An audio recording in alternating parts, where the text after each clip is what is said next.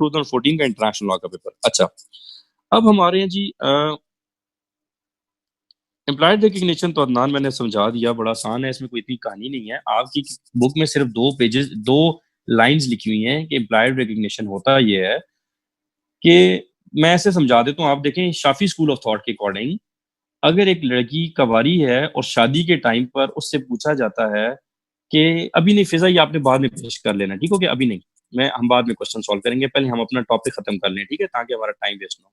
अच्छा, तो नवीद निकाह के टाइम पे पूछा जाता है, कुंवारी लड़की अगर हो, पहले से शादीशुदा ना हो, कि आपको रिश्ता कबूल है, निकाह कबूल है, अगर वो खामोश रहती है तो इट इज इम्प्लाइड कि उसको रिश्ता कबूल है, ठीक हो गया। So this is implied recognition. मेरे ख्याल से इस एग्जांपल से आपको क्लियर हो जाएगा कि इम्प्लाइड रिकग्निशन क्या होती है, कि आप सिर्फ खामोश रहना से भी अपना कॉन्सेंट दे देते हैं। इसी तरह स्टेट्स जो होती हैं वो अगर किसी को रिकग्नाइज नहीं करती हैं ऑफिशियली, मीडिया पे आकर कोई प्रेस रिलीज नहीं करती हैं कि हमने इसको रिकग्नाइज कर लिया, सिंपल ये कह देती हैं कि उसके साथ ट्रेड स्टार्ट कर देती हैं, तो इम्प्लाइड का मतलब होता है कि हमने ये तासुर दे दिया है कि हमने इसको रिकग्नाइज कर लिया, ठीक हो गया, बड़ी सिंपल सी चीज है। अच्छा, अब आ जाते हैं जरा नेक्स्ट, हमारा जो मेन टॉपिक है, जो बहुत इंपॉर्टेंट टॉपिक है, क्योंकि टाइम हमारे पास कम है तो मैं चाह रहा हूँ वेस्ट ना हो। सो जल्दी से आ जाए, लिखिए जी, recognition of individuals. Recognition of individuals, recognition of individuals.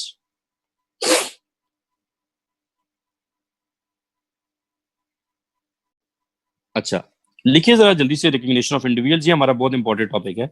इसमें हम देखेंगे, नॉर्मली क्लास में तो ये होता है कि हम क्वेश्चन आंसर्स पे सारी क्लास चल रही होती है, उसमें हम डिस्कशन करते हैं, वो जरा एक स्टूडेंट्स भी इंगेज रहते हैं और बड़ा अच्छा उसमें नॉलेज आप गेन कर लेते हैं। ऑनलाइन में ऐसा जरा मुश्किल है, तो इसलिए डिस्कशन स्टार्ट किए बगैर हम पहले सारों में डिफरेंस देखते हैं कि रेबल्स, इंसर्जेंट्स, बेलिजेंट्स और टेररिस्ट क्या होते हैं। इन 4 चीजों के ऊपर हम पूरा नोट पहले लिख लेते हैं, ठीक हो गया। उसके बाद फिर पूरे कॉन्सेप्ट को हम समझेंगे और करंट इश्यूज की तरफ आ जाएंगे। सो पहले जरा नोट लिखना स्टार्ट कर देते हैं। सबसे पहले लिखते हैं जी, रेबल्स क्या होते हैं, ठीक हो गया।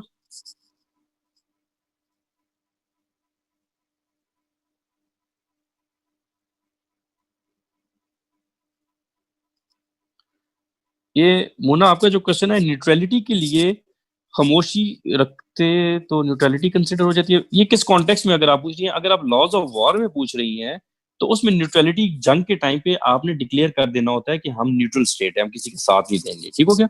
अगर लॉज ऑफ वॉर का पूछ रही हैं तो न्यूट्रलिटी के टाइम पे आपने डिक्लेयर करना होता है कि हम न्यूट्रल स्टेट है, ठीक हो गया। उस पर आप खामोश टैसिट अप्रूवल नहीं दे सकते, क्योंकि इम्प्लाइड कॉन्सेंट या इम्प्लाइड अप्रूवल हर जगह पे नहीं है।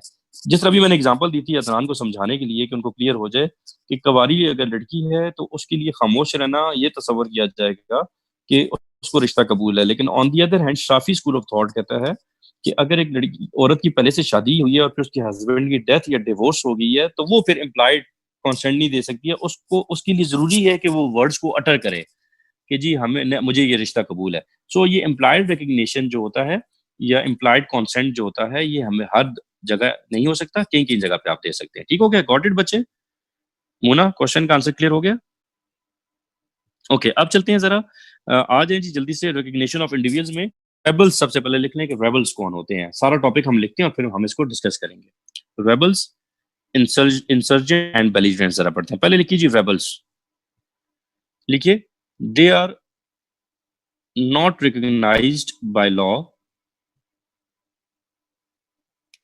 they are not recognized by law and treated as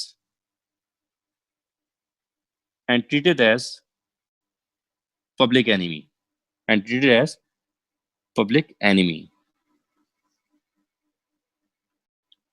second point लिखिएगा, ये मैं पेश कर रहा हूं चैट बॉक्स में, हॉस्टिस जेनरस ह्यूमन, इसका मतलब है दी पब्लिक एनिमी।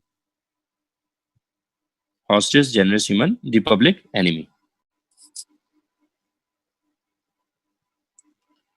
अच्छा, अब अ, एक दो लाइन छोड़ दें कि बाद में अगर मैं कोई पॉइंट लिखवाना चाहूँ तो आप इधर ऐड कर सकते हैं। नेक्स्ट लिखिए जी, insurgents. Insurgents,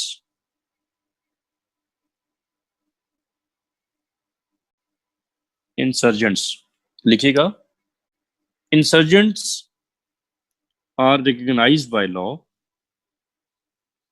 insurgents are recognized by law and not treated as public enemy. Not treated as public enemy.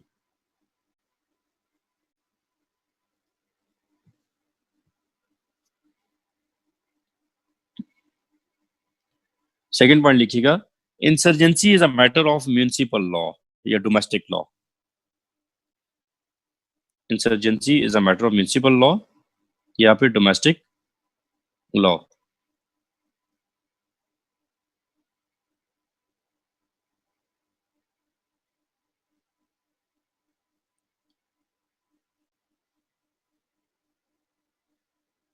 अच्छा जी, एक दो लाइन छोड़ दें, वो मैं इसलिए छोड़ा रहा हूँ कि आगे मैं कुछ पॉइंट्स आप लोगों को जब लेक्चर के दौरान बताऊंगा तो आप इन जगहों पे लिख सकते हैं. ठीक हो गया. नेक्स्ट आ जाए जी, बेलिजरेंट्स. बेलिजरेंट्स एक दो लाइन छोड़ के लिखिएगा. बेलिजरेंट्स लिखिएगा, when insurgents are well organised, when insurgents are well organized, conduct hostilities,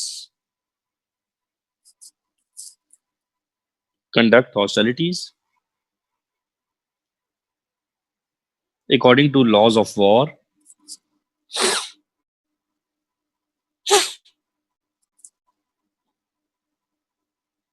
and have definite territory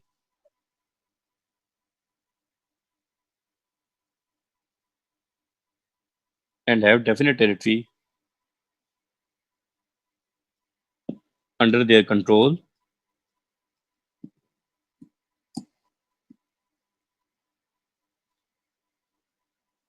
they may be recognized as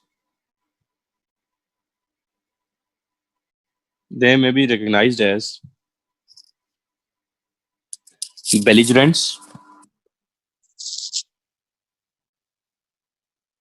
whether or not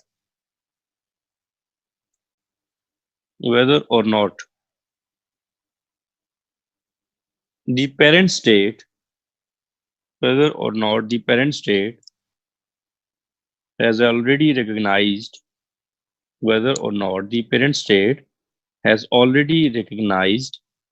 that status.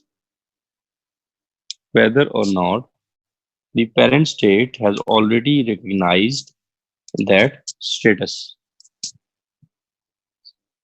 इसको अंडरलाइन कर लें, जो मैंने लाइन लिखवाई आखिरी, whether or not the parent state has already recognized that status, इसको underline कर लीजिएगा.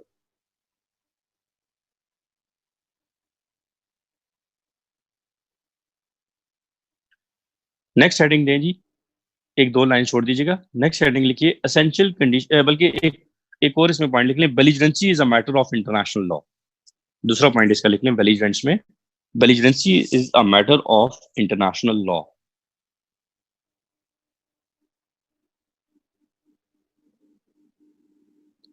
Belligerency is a matter of international law. अच्छा जी, नेक्स्ट हेडिंग लिखिएगा, essential conditions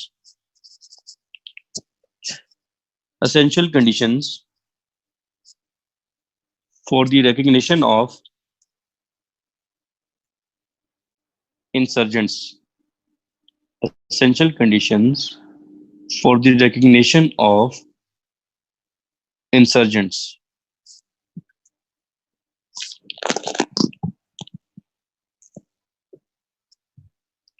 नंबर 1, पहला लिखिए, control over A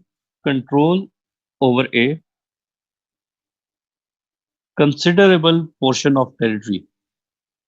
Control over a considerable portion of territory.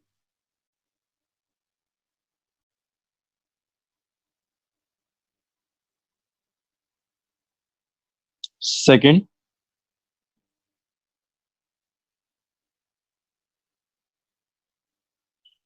considerable support to the insurgents. Considerable support, portion, not proportion, portion, part. ठीक है जी. Second, considerable support to the insurgents from the majority of the people, from the majority of the people of that territory, from the majority of the people of that territory.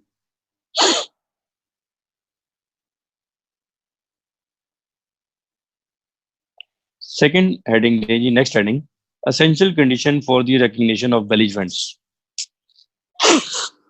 Essential conditions for the recognition of belligerents.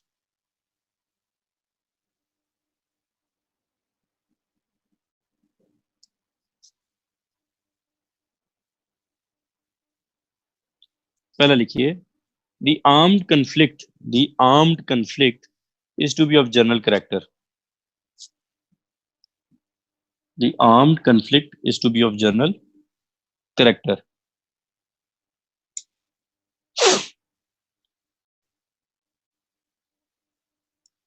Second, the insurgents occupy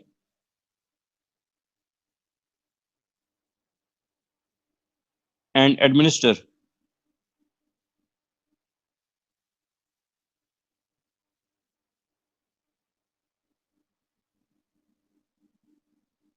major portion of territory.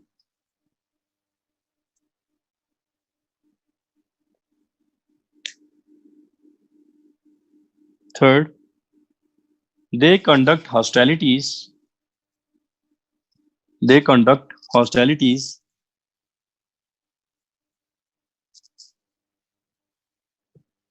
through armed forces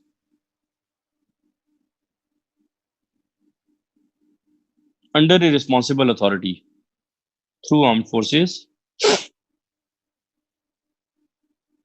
under a responsible authority.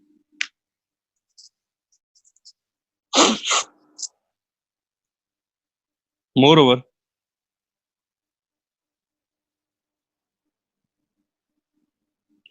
they conduct hostilities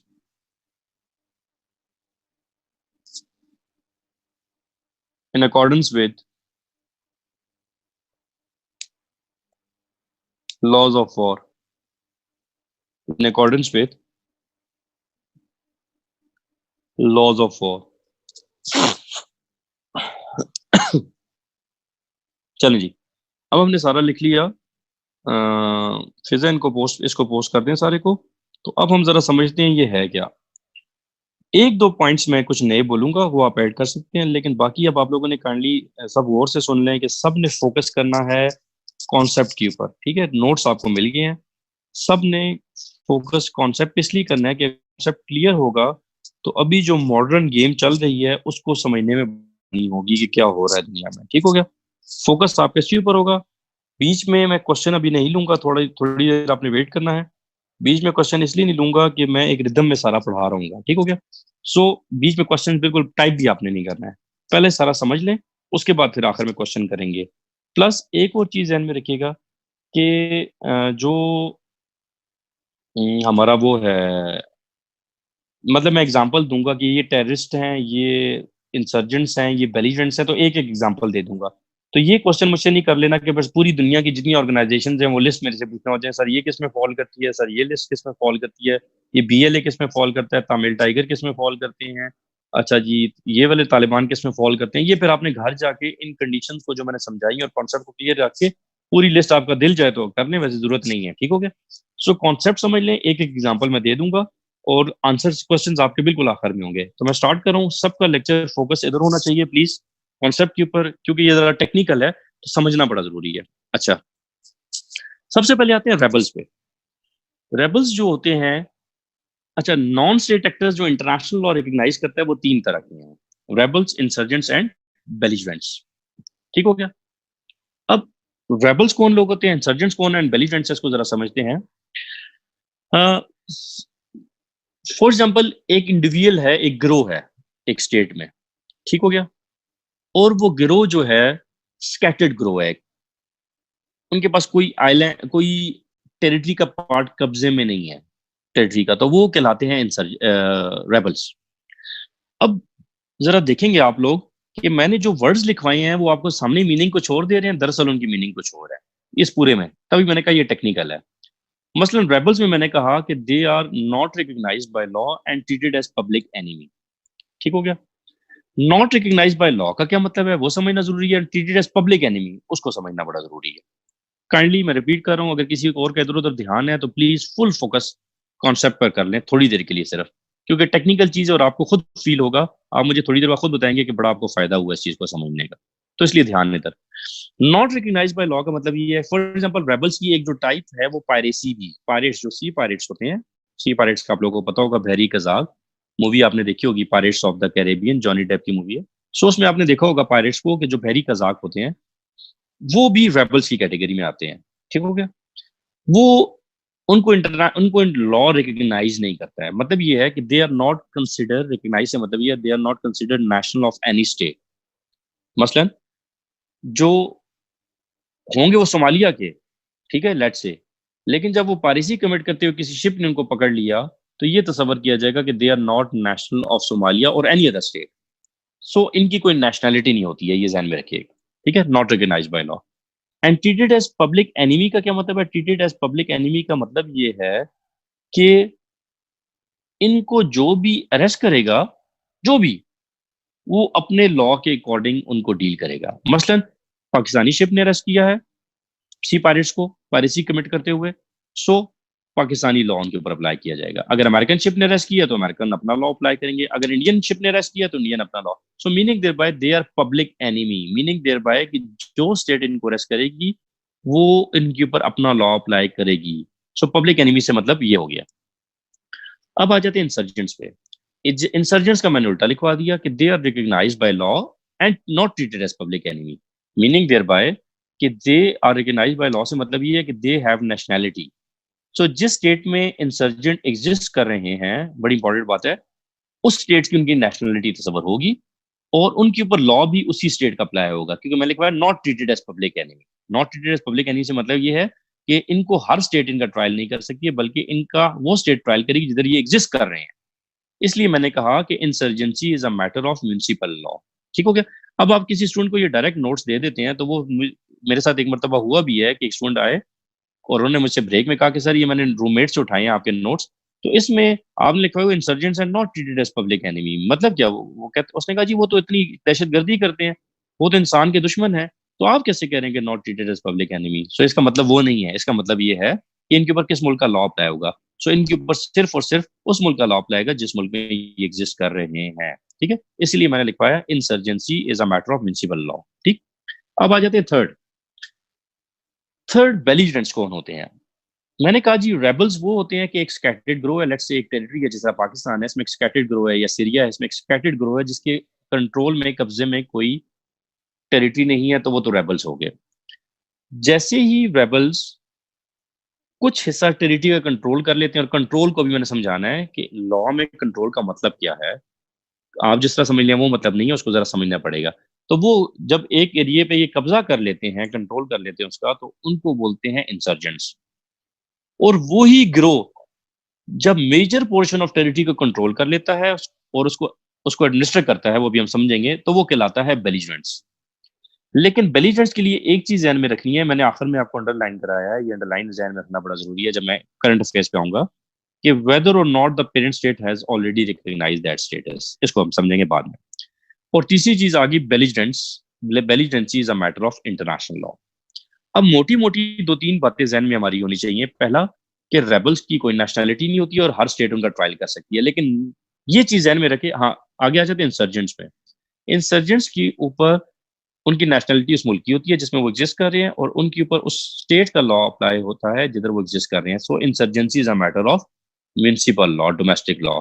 और ये चीज ध्यान में रहे कि कोई भी state, मैंने कहा ना रेबल्स के ऊपर हर स्टेट का लॉ अप्लाई होता है, तो इसका ये मतलब नहीं है कि कोई स्टेट किसी मुल्क में जाकर रेबल्स को उठा के ला सकती है। No, it is violation of article 24। ये हमारा नेक्स्ट लेक्चर होगा जब हम स्टेट्स का अटैक पढ़ेंगे।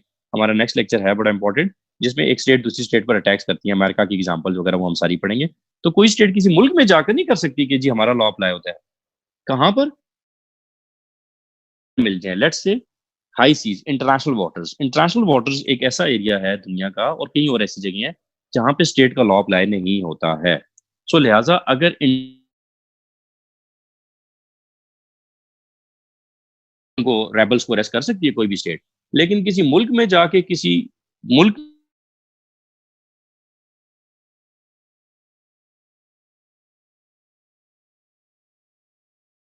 ने आगे कि रेबल्स के ऊपर लॉ अप्लाई होता है, इंसर्जेंट्स के ऊपर सिर्फ स्टेट का लॉ अप्लाई होता है जिस स्टेट में वो है म्यूनिसिपल लॉ, और बेलिजेंट्स के ऊपर इंटरनेशनल। अच्छा, अब टेररिस्ट कौन होते हैं? इंसर्जेंट्स या बेलिजेंट्स में से कोई भी इंटरनेशनल क्रिमिनल लॉ की वॉलेशन कर ले या इंटरनेशनल लॉज ऑफ वॉर की वॉलेशन कर ले आईएचएल की, तो वो डिक्लेयर हो जाते हैं टेररिस्ट। और अभी मैं थोड़ा बाद में डिटेल में जाऊंगा, लेकिन अभी टेररिस्ट के ऊपर स्टेट। अच्छा, अब एक चीज, इंसर्जेंट्स के साथ किसी भी तरह की कोई भी ट्रीटी नहीं, ये पॉइंट बहुत इंपॉर्टेंट है, ध्यान में रखिएगा, सवाए ह्यूमैनिटेरियन लॉ से।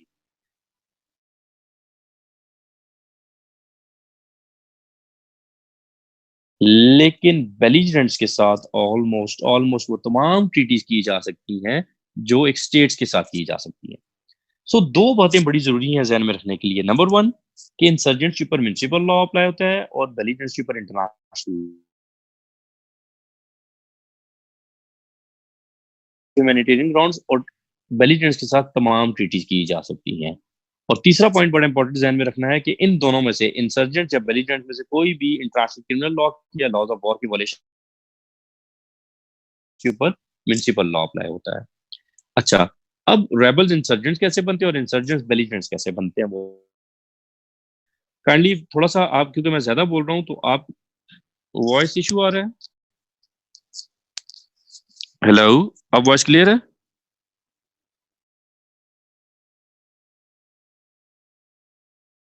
नेट रखी हुई थी तो नहीं क्लियर हुआ।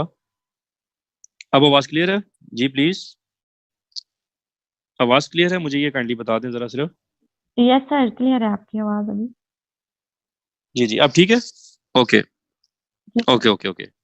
अच्छा, बेलिजेंट्स, जी जी, मैं बेलिजेंट्स पे आ रहा हूँ। अब आई डोंट नो मैं कब से बोली जा रहा हूँ और मेरा असल में चैट की तरफ ध्यान नहीं था। अच्छा, मैं थोड़ा सा रिपीट कर लेता हूँ, इतनी मेरी मेहनत ज़ाया हो जाएगी अभी सारी। एनीवे, जो इंसर्जेंट्स हैं, मैं थोड़ा सा रिपीट कर देता हूँ। अ, इतनी मुश्किल से मैंने सारा वो किया था, सेकंड पॉइंट से सर थर्ड पॉइंट बताया। ठीक है, मैं सारा रिपीट करता हूँ। अनफॉर्चुनेटली मैं चैट नहीं देख सका। अच्छा, दोबारा से आते हैं, जरा सुन लेते हैं। रेबल्स के ऊपर जल्दी जल्दी चलते हैं। रेबल्स के ऊपर रेबल्स के ऊपर जो स्टेट अरेस्ट करेगी उसका लॉ अप्लाई होता है। ठीक हो गया? अब रेबल्स जो होते हैं उनको कोई भी स्टेट अरेस्ट कर सकती है, लेकिन ऐसे एरिया में जहां पे स्टेट की जुरिस्डिक्शन ना हो, वो है हाई सीज, इंटरनेशनल बॉर्डर्स। लेकिन कोई स्टेट किसी स्टेट में जाकर नहीं उठा के रेबल्स को ला सकती कि जी ये जो है इनको हर कोई अरेस्ट कर सकता है, क्योंकि वो स्टेट की सॉवरेंटी की वायलेशन हो जाएगी। वो हमारा नेक्स्ट लेक्चर है। ठीक हो गया? अब जो इंसर्जेंट्स हैं उनके ऊपर म्यूनिसिपल लॉ अप्लाई होता है, और इंसर्जेंट्स के ऊपर उनकी नेशनैलिटी होती है उसी स्टेट की जिसमें वो एग्जिस्ट करते हैं। और इंसर्जेंट्स जो होते हैं उनके साथ किसी भी तरह की ट्रीटी नहीं की जा सकती सिवाय ह्यूमैनिटेरियन ग्राउंड्स के। ये पॉइंट ध्यान में रखने जरूरी है। बेलिजेंट्स के ऊपर इंटरनेशनल लॉ अप्लाई होता है, और बेलिजेंट्स के साथ ऑलमोस्ट वो तमाम ट्रीटीज की जा सकती हैं जो एक स्टेट के साथ की जा सकती हैं। और बेलिजेंट्स जो होते हैं इनके ऊपर इंटरनेशनल लॉ की एप्लीकेशन होती है। अच्छा, और बेलिजेंट के साथ तमाम तरह की ट्रीटीज भी की जा सकती हैं। अब तीन पॉइंट ध्यान में रखने जरूरी है आगे बढ़ने से पहले, क्योंकि मैं सारे बता चुका था लेकिन अब मुझे दोबारा रिपीट करना पड़ रहा है। नंबर वन, के रेबल्स के ऊपर तमाम स्टेट्स का लॉ अप्लाई होता है। इंसर्जेंट्स के ऊपर स्टेट का अपना लॉ अप्लाई होता है, डोमेस्टिक लॉ, और बेलिजेंट्स के ऊपर इंटरनेशनल लॉ अप्लाई होता है। पहला इंपॉर्टेंट पॉइंट तीनों के ऊपर कि कौन सा लॉ किसके ऊपर अप्लाई होता है। दूसरा पॉइंट, इंसर्जेंट्स के साथ कोई भी ट्रीटी नहीं की जा सकती एक्सेप्ट ह्यूमैनिटेरियन ग्राउंड के। ये ध्यान में रखना जरूरी है। और बेलिजेंट्स के साथ ऑलमोस्ट तमाम ट्रीटीज की जा सकती हैं जो एक स्टेट के साथ की जा सकती हैं।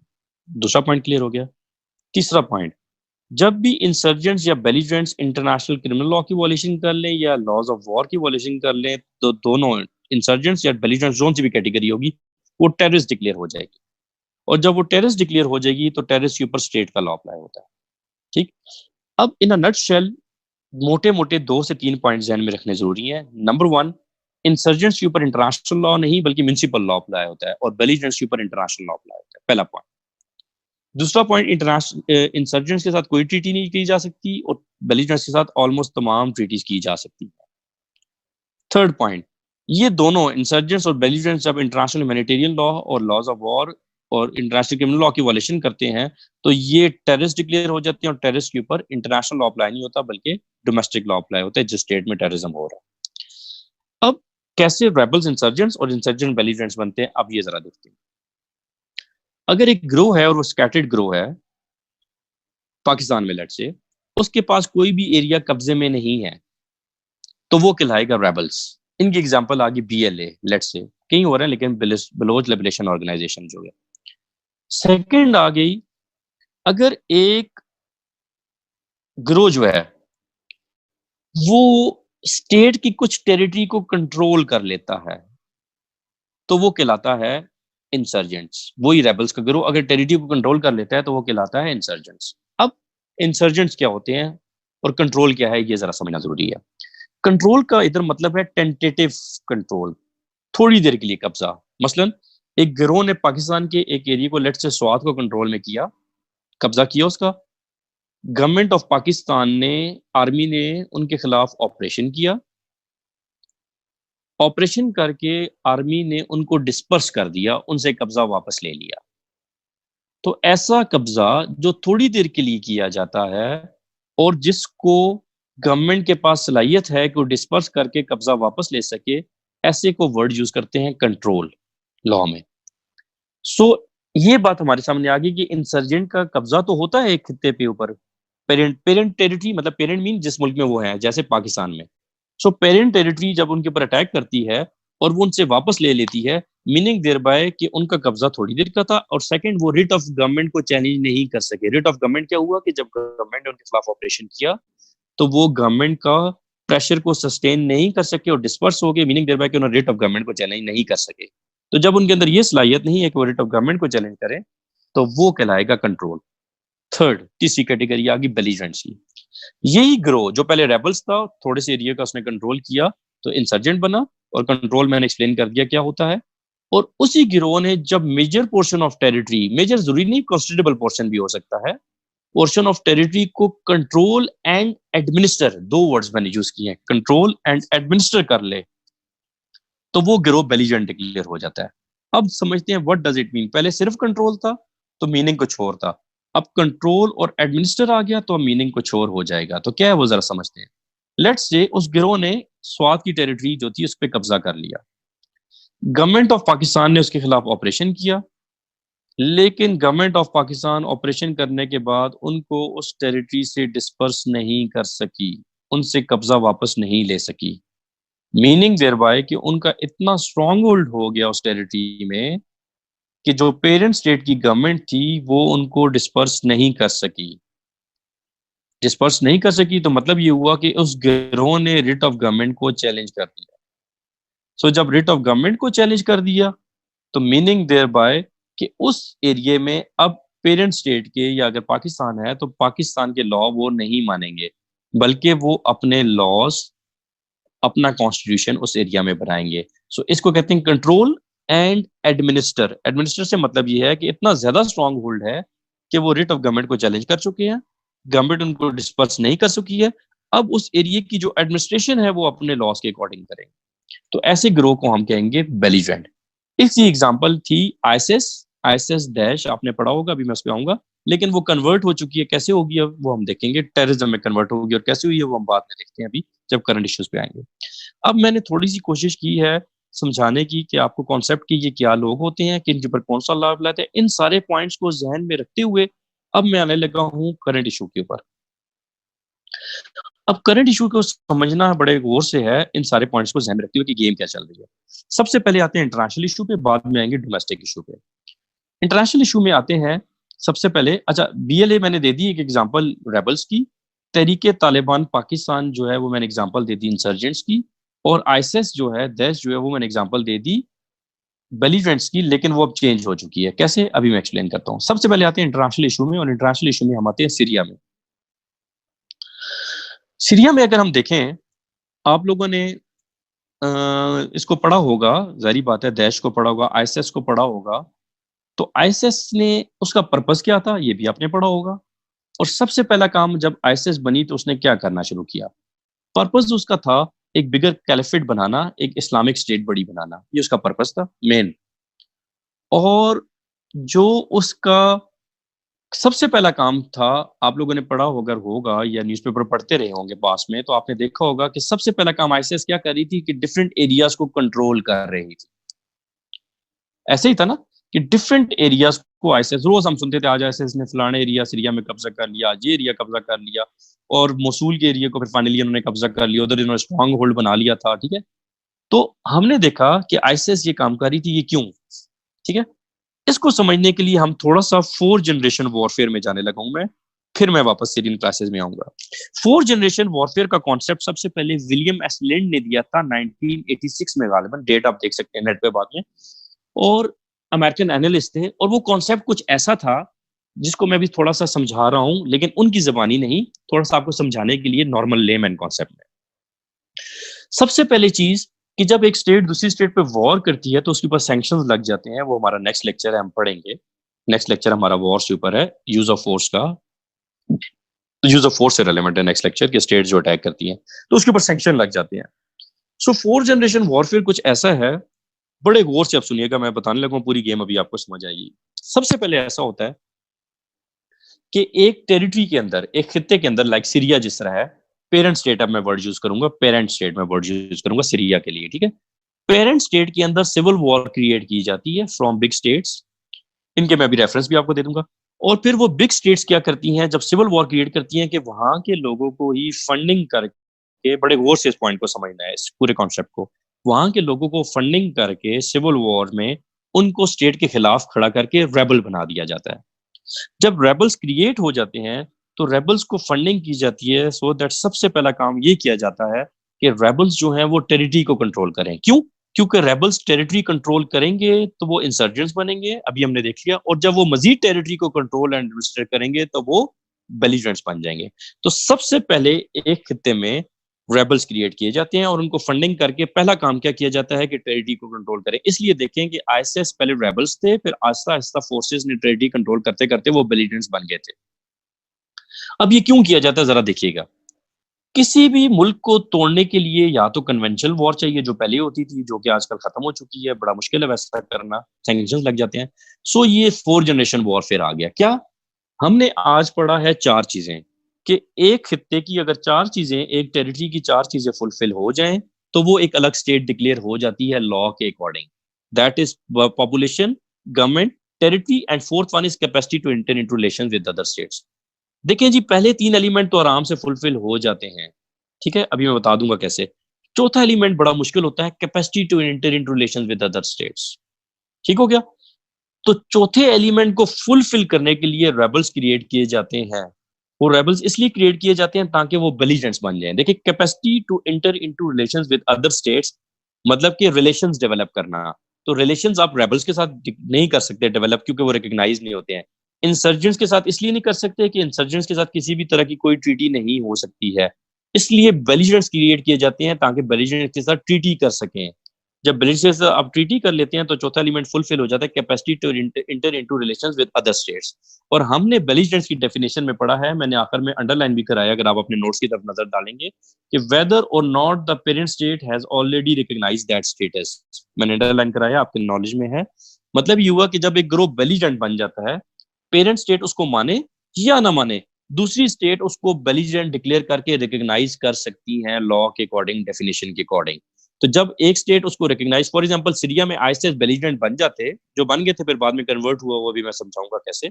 बेलिजेंट बन गए, लेट्स से फॉर एग्जांपल, जैसे ही बेलिजेंट बन गए तो अमेरिका उनको रिकॉग्नाइज कर लेगा। क्यों? क्योंकि डेफिनेशन में लिखा है सीरिया माने या ना माने दूसरी स्टेट रिकॉग्नाइज कर देती है। जब अमेरिका रिकॉग्नाइज करेगा तो अमेरिका उनको ट्रीटी भी कर सकता है, क्योंकि ब्रेजिल ट्रीटी से हो सकती है।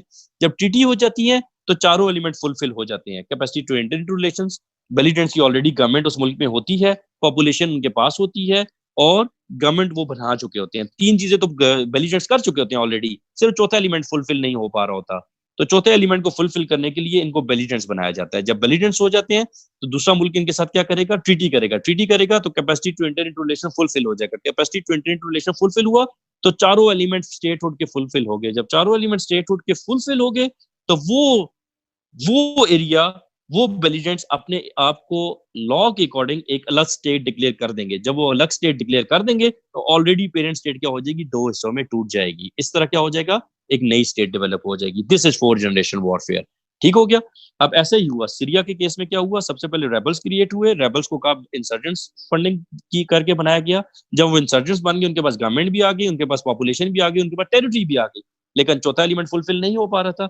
लिहाजा मजीद फंडिंग करके उनको बेलिजेंट्स बनाया जाता है। जब बेलिजेंट्स बन जाते हैं, चारों एलिमेंट फुलफिल हो गए, चारों एलिमेंट फुलफिल हुए तो क्या हुआ, स्टेट और एलिमेंट फुलफिल हो गए। जब स्टेट और एलिमेंट फुलफिल हो गए तो वो गिरोह अपने आप को एक अलग स्टेट डिक्लेयर कर देता है legally according to international law. जब वो अलग स्टेट डिक्लेयर कर देता है तो पेरेंट स्टेट ऑटोमेटिकली क्या हो जाती है, टूट जाती है। This is modern warfare concept. अब क्या हुआ सीरिया में, ये जब पॉइंट हुआ तो जो इंसर्जेंट, जो आईसिस थी, वो बेलिजेंट्स का स्टेटस अटेन कर चुकी थी। जब उसने बेलिजेंट का स्टेटस अटेन कर लिया, अनकरीब अमेरिका उसको डिक्लेयर करता या अमेरिका के अलाइज उसको रिकग्नाइज करते ताकि ये फोर्थ जनरेशन वॉरफेयर स्टार्ट की जाए, मतलब आगे बढ़ाई जाए। रशिया ने, क्योंकि Russia was Russia is an ally of Syria, so Russia ने और बाकी स्टेट्स ने कुछ प्रूफ यूनाइटेड नेशंस को दिए कि ये तो दो काम कर रहे हैं। और हमारे सामने वो दो बातें आई। क्या दो बातें आई, जरा देखिएगा। हमने देखा कि आईएसएस का काम मतलब था एक बिगर कैलिफेट बनाना और टेरिटरीज कंट्रोल करना। सडनली उनकी पॉलिसी शिफ्ट हो गई, उनकी डायमेंशन चेंज हो गई। हमें न्यूज आने लग गई। क्या न्यूज आने लग गई कि आईएसएस ने क्या करना शुरू कर दिया, इंटरनेशनल क्राइम्स करना शुरू कर दिए, स्मगलिंग शुरू कर दी है। ये आप लोग एग्री करेंगे, वैसे क्लास में मैं स्टूडेंट से पूछ रहा हूँ कि उनको पता है, लेकिन अभी पूछता नहीं, टाइम वेस्ट होगा। बट आप खुद एग्री करेंगे कि ये आपने न्यूज में पढ़ा कि उन्होंने इंटरनेशनल क्राइम शुरू कर दिए, उन्होंने लोगों के रेप करना शुरू कर दिए, औरतों को बेचना शुरू कर दिया, औरतों के रेप्स होने शुरू हो गए, स्मगलिंग शुरू कर दी। ये हमारे पास प्रूफ्स आने लग गए, सामने न्यूज में प्रूफ्स आने लग गए। और वो प्रूफ्स क्या हुए, यूनाइटेड नेशंस को दिए। जब यूनाइटेड नेशंस के दिए तो यूएन ने आईएसएस को टेररिस्ट डिक्लेयर कर दिया। जब आईएसएस टेररिस्ट डिक्लेयर हो गई, अब आईएसएस बेलिजेरेंट्स के स्टेटस से कन्वर्ट हो गई टेररिस्ट में। टेररिस्ट में कन्वर्ट होगी तो वापस किसका लॉ अप्लाई हो गया, स्टेट का लॉ। स्टेट का लॉ मीन सीरिया का लॉ। तो जब वापस सीरिया का लॉ अप्लाई हो गया तो वापस आईएसएस सीरिया के कंट्रोल में आ गए। अगर ये इनको टेररिज्म में कन्वर्ट ना करते और वो बेलिजेरेंट्स बन जाता तो बेलिजेरेंट्स के ऊपर सीरिया का लॉ अप्लाई नहीं हो सकता, बल्कि इंटरनेशनल लॉ अप्लाई होता। तो सीरिया का स्ट्रॉन्ग होल्ड उनके ऊपर से निकल जाता। लिहाजा उनको वापस टेररिज्म में कन्वर्ट कर दिया गया ताकि वापस सीरिया का आ जाए। Same case is here in Pakistan. Pakistan में तरीके तालिबान पाकिस्तान बहुत ज्यादा स्ट्रॉन्ग होल्ड बनाता जा रहा था। हुआ ये क्योंकि हमारी फोर्सेस काफी स्ट्रांग है माशाल्लाह, हमारी एजेंसीज काफी स्ट्रांग है, आर्मी। उन्होंने क्या किया, ये सारी, अब आपको मैं पीछे बताता हूँ कि सारा कुछ क्या हुआ, सारी लॉजिक्स बताता हूँ।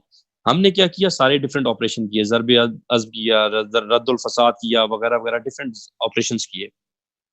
वो सारे ऑपरेशंस हमने क्यों किए, टू शो दैट, क्योंकि इंटरनेशनल कम्युनिटी कह रही थी कि तरीके तालिबान पाकिस्तान का स्ट्रांग होल्ड है एंड नाउ उसको बेलिजेंट डिक्लेयर किया जाए।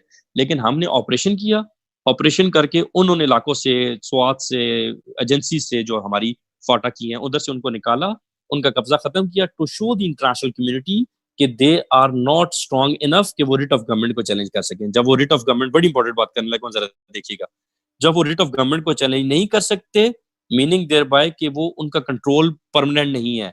जब उनका परमानेंट कंट्रोल नहीं है तो वो बेलिजेंट नहीं है बल्कि इंसर्जेंट्स हैं। जब वो इंसर्जेंट्स हैं तो तरीके तालिबान के साथ कोई भी स्टेट, बाहर की स्टेट उनको रिकग्नाइज नहीं कर सकती। जब रिकग्नाइज नहीं कर सकती, जब वो इंसर्जेंट्स आ गए तो उनके साथ किसी भी तरह की ट्रीटी नहीं हो सकती। जब उनके साथ किसी भी तरह की ट्रीटी नहीं हो सकती तो fourth element, capacity to enter into relation, fulfil नहीं हो सकता। जब चौथा एलिमेंट फुलफिल नहीं हो सकता तो स्टेट और एलिमेंट्स फुलफिल नहीं हो सकते। और जब स्टेट और एलिमेंट्स फुलफिल नहीं हो सकते तो वो एरियाज जो तरीके तालिबान पाकिस्तान के टेंटेटिवली कंट्रोल में है, उनको एक अलग स्टेट डिक्लेयर नहीं किया जा सकता। जब उनको अलग स्टेट डिक्लेयर नहीं किया जा सकता तो लिहाजा पाकिस्तान को इस तरह नहीं तोड़ा जा सकता, नंबर वन। सेकेंड, हमने टीटीपी को क्या किया, टीटीपी को हमने साथ ही साथ प्रूफ देकर टेररिज्म के, उनको हमने टेररिस्ट कन्वर्ट करवा दिया ताकि हमें दो फायदे हो जाएं। नंबर वन कि जब तक वो इंसर्जेंट्स हैं तब तक भी पाकिस्तान का लॉ अप्लाई होगा, और जब तक वो टेररिस्ट हैं तब भी पाकिस्तान का लॉ अप्लाई होगा। तो हमने डबल गेम कर दी और टीटीपी को इस तरह कंट्रोल कर लिया। फिर आपने देखा कि 21वीं तरमीम आई। 21वीं तरमीम में हमने क्या किया, मिलिट्री कोर्ट्स बनाए। मिलिट्री कोर्ट्स बनाकर हमने क्या किया, रोज हमें न्यूज आती थी आज फलाने टेररिस्ट को लटका दिया, आज फलाने टेररिस्ट को सजाए मौत दे दी, जब हालात खराब थे। अब जैसे जैसे हालात बेहतर होते गए तो हमने देखा कि अब हमें क्या न्यूज आ रही होती है कि चीफ ऑफ आर्मी स्टाफ ने फलाने टेररिस्ट की सजाए मौत में तोसी कर दी। आप सुन रहे होंगे न्यूज आजकल, ठीक हो गया। अब क्यों तोसी कर रहे हैं, क्योंकि अब हम इंटरनेशनल कम्युनिटी को ये साबित कर चुके हैं कि हमारा इनके ऊपर कंट्रोल है। नंबर वन, ये रेट ऑफ गवर्नमेंट को चैलेंज नहीं कर पा रहे हैं। इनका कंट्रोल थोड़ी देर के लिए होता है, जब गवर्नमेंट ऑपरेशन करती है तो इनका वो कंट्रोल खत्म हो जाता है। लिहाजा वो अब इंसर्जेंट्स भी हैं और टेररिस्ट भी हैं। तो हमने टीटीपी को पाकिस्तान में इस तरह 4th जनरेशन वॉरफेयर को कंट्रोल किया जो पाकिस्तान के अगेंस्ट चल रही थी। So hope you people got it.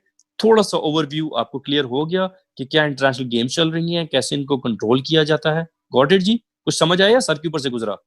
Yes semi. So lecture की अंडरस्टैंडिंग हो गई कि क्या मैं कहना चाह रहा हूँ, कैसे गेम चल रही है, कैसे इंटरनेशनली चीजों को इस्तेमाल किया जा रहा है, किस तरह इन पॉइंट्स को देखिए। पहले सबने रटा लगाया हो, तो आप सब स्टूडेंट्स को ये रटा था कि जी स्टेट और एलिमेंट्स क्या हैं, टेरिटरी, गवर्नमेंट, पॉपुलेशन, सॉवरेनिटी। ठीक है जी, वो स्टार्ट में किसी ने क्वेश्चन किया था सर सॉवरेनिटी क्या होती है, ठीक हो गया। सो अब देखें सॉवरेनिटी इज, समझ लें कि इसका एक सब पार्ट है कैपेसिटी टू इंटरनेट रिलेशन, क्योंकि हर स्टेट जो किसी के साथ कैपेसिटी डेवलप करती है इंटरैक्ट करने की, that is a sovereign state, ठीक हो गया। सो इस वजह से ये चीज आपको क्लियर होनी चाहिए कि चारों जो एलिमेंट्स हैं ये आप रट्टे लगाते रहे हैं, लेकिन हमने टेक्निकली आज इंटरनेशनल लॉ में देखा कि ये चारों एलिमेंट कितने इंपॉर्टेंट हैं, कैसे उनको मैनिपुलेट स्टेट्स करती हैं, कैसे वॉरफेयर स्टार्ट होती है, कैसे ये कॉन्सेप्ट होता है। अच्छा, अब आप एग्जांपल भी दे सकते हैं। मैंने आपको कहा था मैं रेफरेंस दूंगा। जो आईएसएस स्टार्ट होगी थी और आईएसएस को जो लीड कर रहे थे अबू बकर अल बगदादी, आपने नाम सुना होगा। अबू बकर अल बगदादी को कौन सपोर्ट कर रहा है, इसका रेफरेंस हमारे पास ये है। एडविन स्नोडन जो है, अगर आपने नाम सुना होगा, अमेरिकन सीआईए एजेंट थे जिन्होंने सीआईए के कुछ डॉक्यूमेंट्स लीक किए, और वो डॉक्यूमेंट्स, बच्चे थोड़ा सा आपने 5th जनरेशन पढ़ना है, हम आगे डिस्कस भी करेंगे, लेकिन आपने खुद भी पढ़ना है, ठीक हो गया। अच्छा, अब वो एडविन स्नोडन आजकल रशिया में उन्होंने असाइलम लिया हुआ है, और जो उन्होंने सीआईए के डॉक्यूमेंट्स पब्लिश किए थे उन डॉक्यूमेंट्स में लिखा हुआ है कि आईएसएस को, मतलब अबू बकर अल बगदादी जो हेड कर रहा है आईएसएस को, उसको और आईएसएस को मोसाद सपोर्ट कर रही है और फंडिंग कर रही है। And everyone know Mossad is an agency of Israel, और इसराइल मीन अमेरिका। सो हमारे पास ये बात भी वाजिया हो गई कि जो सीरिया में 4th जनरेशन वॉरफेयर क्लियर हुई उन डॉक्यूमेंट से, ये स्टार्ट की थी इसराइल एंड अमेरिका और इसके अलाइज ने मिलकर, ठीक हो गया। सो ये आपके लिए रेफरेंस भी है कि रेफरेंस के साथ बात करते हैं तो ज्यादा इंपॉर्टेंट हो जाती है। सो एम आई क्लियर कि what is actually the concept of statehood, 4 elements, the concept of the elements of statehood. Number one. Second, name of CIA member, that was Edwin Snowden. Edwin Snowden, ठीक हो गया। उनके documents publish हुए हैं media वगैरह में, शायद Google पे भी अवेलेबल होंगे, आप देख सकते हैं। सो अब आ जाते हैं हम थोड़ा सा आगे, एक चीज को समझते हैं। इस चीज को तो हमने समझ लिया। नेक्स्ट जो हमारा लेक्चर है वो है भी ये, काइंडली क्लासेस ना मिस करें क्योंकि हर चीज इंटरलेक्ट है, कि जो अमेरिका ने अफगानिस्तान और इराक वगैरह पे अटैक किया उसकी लीगैलिटी क्या है, ठीक हो गया। उसमें भी हम थोड़ा सा इश्यूज को डिस्कस करेंगे, उसमें आईसीजे की 1-2 जजमेंट्स भी पढ़ेंगे, मतलब जजमेंट नहीं देखेंगे, सिर्फ उसका डिसीजन कि उसने क्या कहा था, थोड़े से हम कॉन्सेप्ट देखेंगे। तो काइंडली उसको आपने ये नहीं करना। इंटरनेशनल क्राइम्स कर रहे हैं और लॉज ऑफ वॉर के क्राइम्स कर रहे हैं ज़िशान, लॉज ऑफ वॉर के क्राइम्स कर रहे हैं। अच्छा, अब जरा फिजा 2014 का जो पेपर था उसमें से सिर्फ क्वेश्चन नंबर 2 जो है वो कॉपी पेस्ट कर दें प्लीज, सिर्फ क्वेश्चन नंबर 2 कॉपी पेस्ट कर दें फिजा प्लीज, जल्दी से।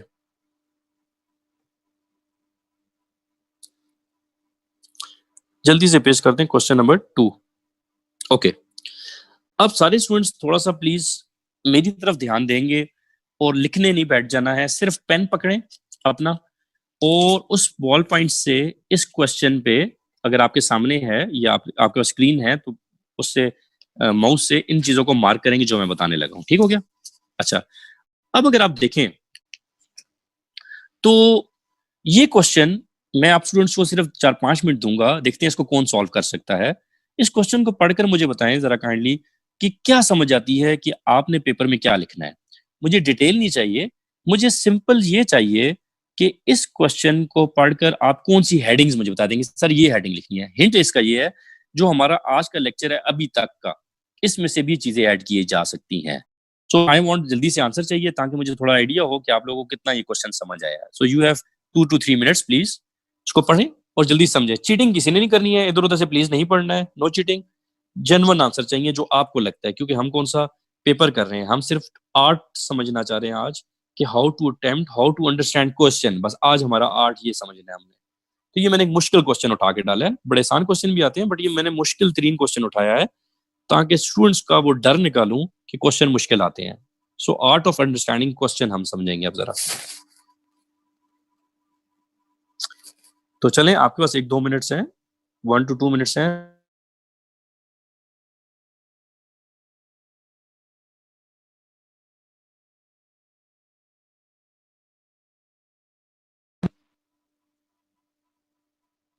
मेरी आवाज स्टूडेंट्स को आ रही है प्लीज?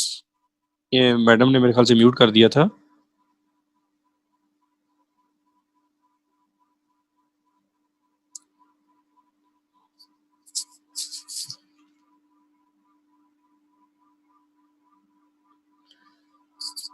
जी ओके, हाँ जी, अब कौन मुझे बताएगा? यस, क्या लिखना है इस क्वेश्चन में? हरी आप, इतनी मेहनत से मैं आपको चीजें समझा रहा हूँ, तो मुझे अब थोड़ा सा रिकग्निशन की theories. Okay, basis of Maria, basis of international law में क्या लिखेंगे जरा बताएं मुझे प्लीज। मारिया से क्वेश्चन। अच्छा, नवीद है सोर्सेज ऑफ इंटरनेशनल लॉ लिखेंगे। तूबा का आंसर आ गया, रिकग्निशन लिखेंगे। Naveed sources of international law, Salaar ने कहा sources of international law, Umair ने कहा sources of international law. Okay, yes, Abbas समझे, उनका आंसर अभी तक नहीं आया, वो एक्टिव होती हैं मैसेज पे लेकिन अभी तक आंसर नहीं किया। जल्दी करें ताकि फिर मैं बताऊं क्या होता है। जी, मुन्ना का भाई आंसर मुझे नहीं मिला। जो जो लोग एक्टिव हैं तो उनके मुझे आंसर्स भी चाहिए। फिजा का आंसर नहीं मिला। मारी, आपने नहीं बताया बेसिस ऑफ इंटरनेशनल लॉ में क्या लिखेंगे? Sources and modes of recognition, naturalist and positivist. अच्छा ओके, ठीक है।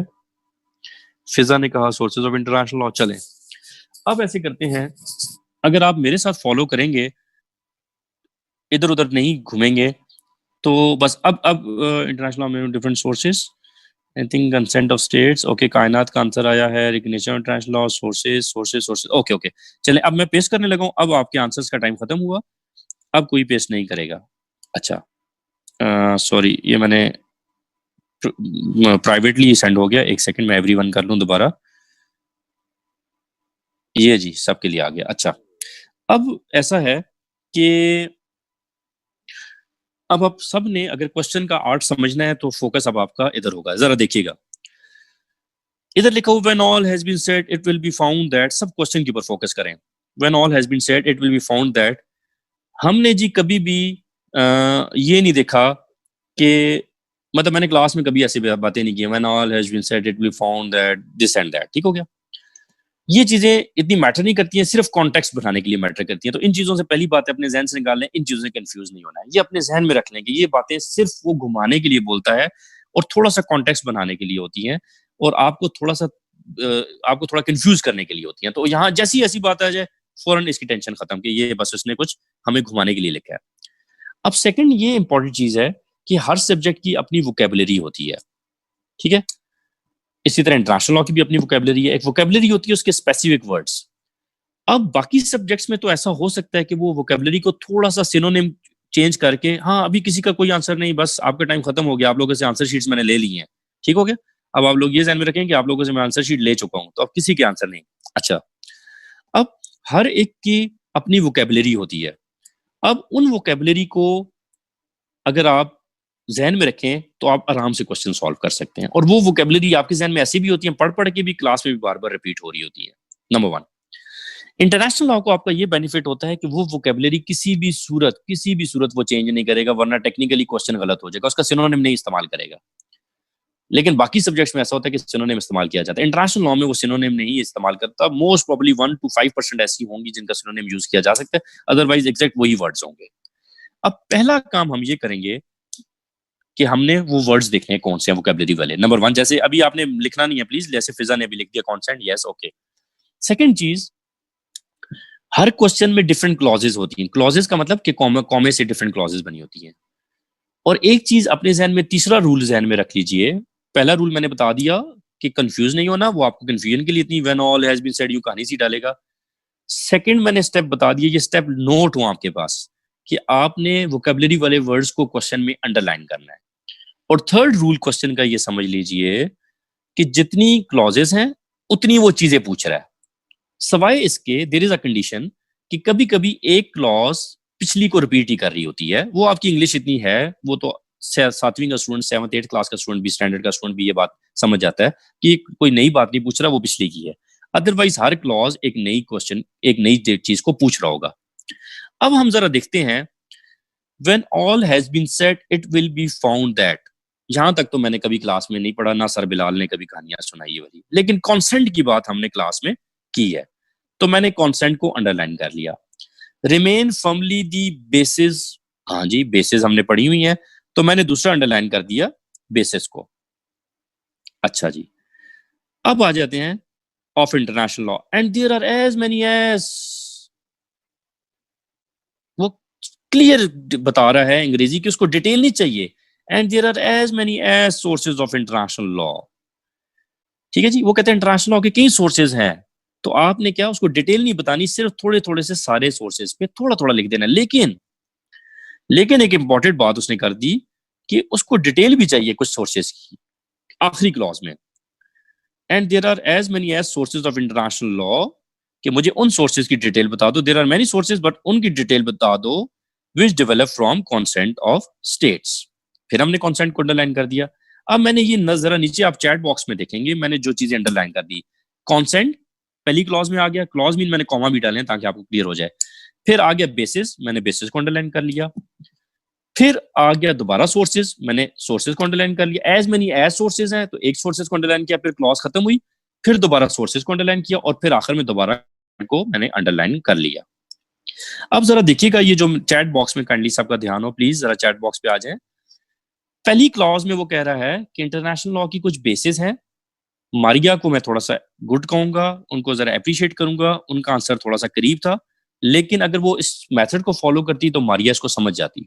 अब जरा देखिएगा, वो कह रहे हैं इंटरनेशनल लॉ की कुछ बेसिस हैं, हमने पढ़ी हुई है इंटरनेशनल लॉ की दो बेसिस है, नेचुरलिस्ट एंड पॉजिटिविस्ट। लेकिन उसने कहा मुझे उस बेस के ऊपर नोट चाहिए जो बेस क्या कर रही है, कॉन्सेंट की बात कर रही है, और हमें पता है कि उस बेस का नाम है पॉजिटिव स्कूल ऑफ थॉट, क्योंकि नेचुरलिस्ट तो रीजन की बात करते हैं। हाँ हाँ, अभी नहीं, अभी बिल्कुल पेश नहीं करना, ठीक हो गया, क्योंकि अभी मैं आपको समझा रहा हूं, अभी कुछ पेश नहीं होगा। पॉजिटिविस्ट, तो उसने कहा पहली क्लॉज में कि इंटरनेशनल लॉ की कुछ बेसिस हैं, बट उस बेस के ऊपर नोट लिखें जो कॉन्सेंट की बात करती है, और वो आ गई पॉजिटिव स्कूल ऑफ थॉट। मैं पी लिख रहा हूं, मैं सिर्फ एब्रीविएशन लिख रहा हूं, ठीक हो गया। अच्छा, उसके बाद मैं जरा इसके साथ साथ आप लोगों के लिए टाइप करूं ताकि आप लोगों को क्लियर हो जाए कि वो कह क्या रहा है। पॉजिटिविस्ट, अच्छा जी। फिर वो कहता है इंटरनेशनल लॉ के कुछ सोर्सेज हैं, ठीक है जी। तो वो आपने सोर्सेज देखे, वो कह रहा है and there are as many as sources, clear word है, लीनियट व्यू है कि मुझे डिटेल नहीं चाहिए, बल्कि वो डिटेल, वो सोर्सेज लिखें, मतलब तमाम सोर्सेज लिखें थोड़े थोड़े।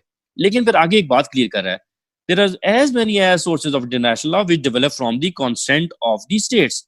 लेकिन वो कहता है मुझे उन सोर्सेज की डिटेल चाहिए जो कॉन्सेंट से डेवलप होते हैं, उन सोर्सेज की। और अगर किसी को याद हो जब मैं पॉजिटिव स्कूल ऑफ थॉट लिखवा रहा था, तो मैंने क्या कहा था, आखिरी पॉइंट, अगर आपके पास अभी नोट्स हैं अभी देख लें, अदरवाइज नहीं है तो जहन में रख लें, यू कैन ट्रस्ट मी कि मैंने आखिरी पॉइंट लिखवाया था, according to positivist treaties and customs are only the sources of international law.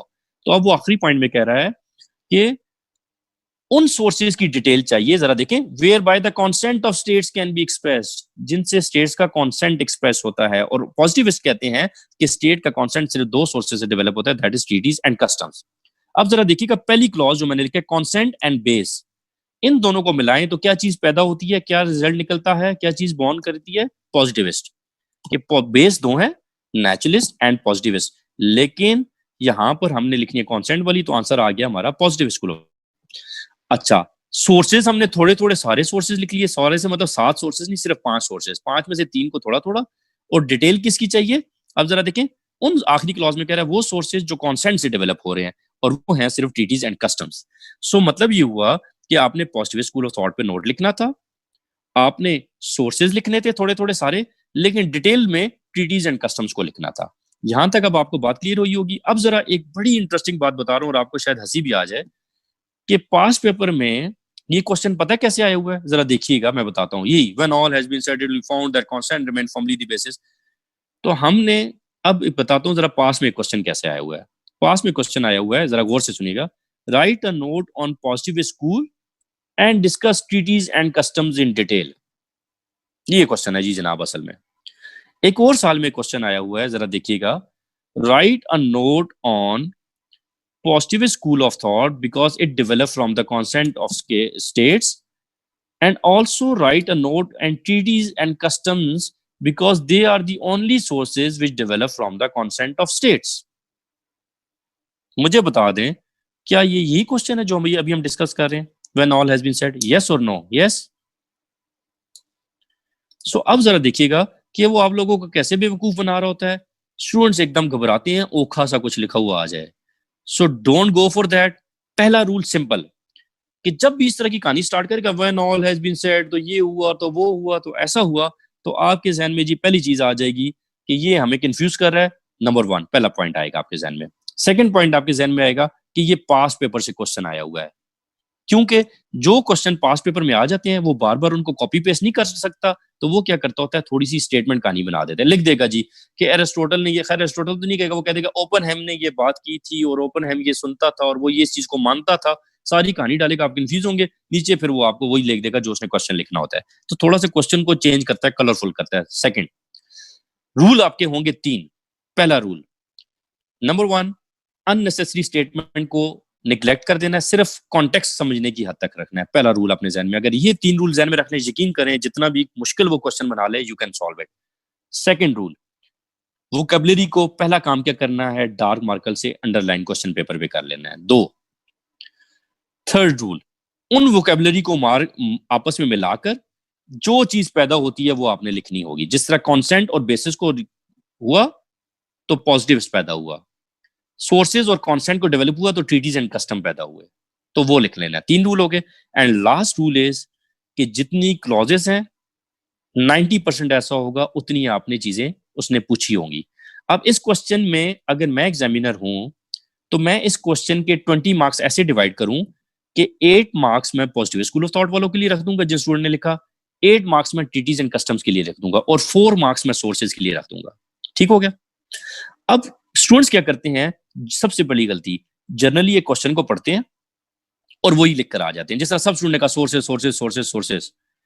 भाई आपने सोर्सेज क्यों पढ़े? क्योंकि आपने क्वेश्चन को जनरली देखा कि क्या क्या रहा है, लेकिन जब आपने हर एक क्लॉज को डिफाइन किया तो आपको पता लगा ये तो 3 चीजें पूछ रहा है। तो इस तरह आपके क्वेश्चन की हमेशा मार्क्स की डिवीजन हुआ करेगी। ठीक हो गया? अब जिन स्टूडेंट ने सोर्सेज परफेक्ट लिख के आए हैं 100% भी, तो मैं तो उनको 4 से ज्यादा मार्क्स ही नहीं दे सकता। स्टूडेंट्स आके कहेंगे यार हमने तो लिखा था सारा सोर्सेज, मार्क्स आए हमारे 20 में से 4। लेकिन उनको ये नहीं पता कि भाई बाकी जो क्लॉजेज हैं उनमें भी उसने कुछ पूछा हुआ है। नंबर 1 बात। सेकंड चीज आ गई, जिसने पॉजिटिव लिखा उसको मैं 8 मार्क्स दे दूंगा, जिसने सिर्फ ट्रीटीज एंड कस्टम। सो कहने का मतलब ये हुआ कि आप लोगों को इसलिए पेपर के बाद समझ नहीं आ रही होती। हेलो, वॉइस क्लियर है प्लीज? यस क्लियर है। ओके। सो सबसे इंपॉर्टेंट चीज कि आप लोगों को ये समझ नहीं आ रही होती कि कैसे आपके मार्क्स को वो डिवाइड कर देता है। तो चौथा रूल आपके जहन में ये होगा कि जितनी क्लॉजेस हैं उतने चीजें हैं और हर क्लॉज का अलग नंबर है, और आपके क्वेश्चन के जो मार्क्स हैं वो हर क्लॉज पे डिवाइड हुए हैं। ये 4 रूल आप जहन में रख लें तो आपको कभी क्वेश्चन समझने में मसला नहीं होगा, उसके मटेरियल उसमें लिखना क्या है ये मसला नहीं होगा, उसको अटेम्प्ट करने का इशू नहीं होगा, और चौथी इंपॉर्टेंट चीज कि आपके मार्क्स की डिडक्शन कभी नहीं होगी। सो अब देख लें, मैं एक बार रिपीट कर देता हूं आखिरी कि इस पूरे क्वेश्चन का पास पेपर में क्वेश्चन आया हुआ है, write a note on possible school and discuss treaties and customs in detail. तो आप मुझे बताएं इतना आसान क्वेश्चन को उसने जानबूझ के कितना मुश्किल बना दिया। लिखना वही सब कुछ था, बस कान को इधर से पकड़ता है और कभी इधर से। So am I clear? अब आपको कुछ कमांड हो जाएगी कि हाउ टू गेस के पेपर में क्या लिखा हुआ है क्वेश्चन में। Am I clear to students? So कुछ आपको फायदा हो गया हमारे क्वेश्चन को अटेम्प्ट करने का, कि कैसे क्वेश्चन को अटेम्प्ट करते हैं, ये भी आपके लिए हेल्पफुल हो गया होगा। ग्रेट। और फाइनली एक चीज, कि जिस तरह आज हमने लेक्चर में पहले, क्योंकि हमारा आज से करंट इशू स्टार्ट हो रहे हैं, तो जिस तरह आज हमने लेक्चर में पहले टॉपिक पढ़ा और फिर हमने करंट इश्यूज पर अप्लाई किए, कमिंग क्लासेस में हम हमेशा ऐसे होगा, पहले मैं टॉपिक आपको समझाऊंगा और टॉपिक समझाने के बाद फिर हम उससे रेलेवेंट करंट इशू, सिर्फ एक करंट इशू कर लिया करेंगे। उसका फायदा ये हो, बाकी करंट इश्यूज पर आप खुद जाकर अप्लाई करेंगे। और दिस इज माई इंशाल्लाह गारंटी कि अगर आपको लेक्चर सही समझ आ गए तो हर करंट इशू आप सॉल्व कर सकते हैं। ठीक हो गया जी यहाँ तक? अच्छा, अब मुझे एक चीज बता दें, कल आप लोग डबल क्लास के लिए अवेलेबल हैं या नहीं? सिर्फ वो लोग कह दें जो अवेलेबल नहीं है, सो दैट फिर मैं एक ही क्लास रखवाऊं कल, क्योंकि लास्ट क्लास होगी, फिर एकेडमी ऑफ हो जाएगी टिल ईद और हफ्ता 10 दिन की छुट्टियां होंगी। सो थोड़ी देर के लिए 1 मिनट फिजा भी पेश ना कीजिएगा। नॉट अवेलेबल, ओके, आवाज not available, Salaar is also not available. Okay, 2 लोग अवेलेबल नहीं है, फिर हम एक ही क्लास रखवा लेते हैं। ठीक है, अब्बास बिल्कुल मैनेज नहीं हो सकता, अब्बास एंड सलार कि हम डबल क्लास रखें, कोई मैनेजमेंट नहीं हो सकती। सो दैट हम छुट्टियों में बच्चे, एकेडमी के जो टीचर्स होते हैं, वो मतलब ये जो कोऑर्डिनेटर्स होते हैं, ये लोग लीव पे होते हैं, तो मैनेज फिर कौन करेगा ना ये सारा कुछ? ठीक है, तो ये मैनेज नहीं हो सकता। ओके, नहीं नहीं फिजा, डोंट वरी, हॉलीडेज में नहीं करेंगे, हॉलीडे आप एंजॉय करें, मैं खुद भी एंजॉय करूंगा। ठीक हो गया, चलें फिर हम कल फिर एक ही क्लास रखवा लेते हैं। मेरा दिल था कि एटलीस्ट 2 टॉपिक्स हो जाते तो ईद से पहले हमारा एटलीस्ट 50% खत्म हो जाता। ठीक हो गया? 1 मिनट फिजा भी जरा पेश ना करें थोड़ा सा चीजों को, 1 सेकंड जरा। अच्छा मुना, ऐसा है कि जब हम आखिरी हमारी क्लास होगी तो लास्ट क्लास में इंशाल्लाह, आपने देख लिया मैंने एक क्वेश्चन को समझाने के लिए कितना टाइम लिया है, तो इसी तरह हम एक पेपर को समझने के लिए हाउ टू अटेम्प्ट पेपर का एक टॉपिक है, जिसमें हम पूरा 1 घंटा लगाएंगे और उसमें हर चीज को डिस्कस करेंगे। क्रिटिसिज्म कैसे लिखना है, कंक्लूजन कैसे लिखना है, क्रिटिकल एनालिसिस कैसे करने हैं। Okay Muna, got it?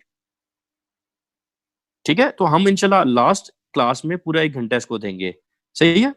Okay, तो फिर चलें क्लास खत्म करते हैं और हम फिर कल एक ही क्लास रखवा लेंगे, तो फिर इंशाल्लाह इवनिंग में पॉसिबल नहीं होगा, इवनिंग में पॉसिबल नहीं होगा। सो हाँ, मैं हारून फेसबुक चेक कर रहा हूँ, थैंक यू, आपका भी आ गया था। और क्रिटिसिज्म, इसमें तो क्रिटिसिज्म नहीं लिखा हुआ, इसके आगे लिखा हुआ डिस्कस मुना। ठीक है, इसके आगे मुना लिखा हुआ है डिस्कस। सो जहां पे क्रिटिसिज्म होगा उसमें आप पूछना क्या चाहती, मैं आपको क्वेश्चन पढ़ लूं जरा मुना का। ऊपर है कि सर क्रिटिसिज्म अगर अलग तो डन। हाँ जी, अगर मुना क्रिटिसिज्म पूछा होगा तो आपका क्रिटिसिज्म का एक पैराग्राफ होगा।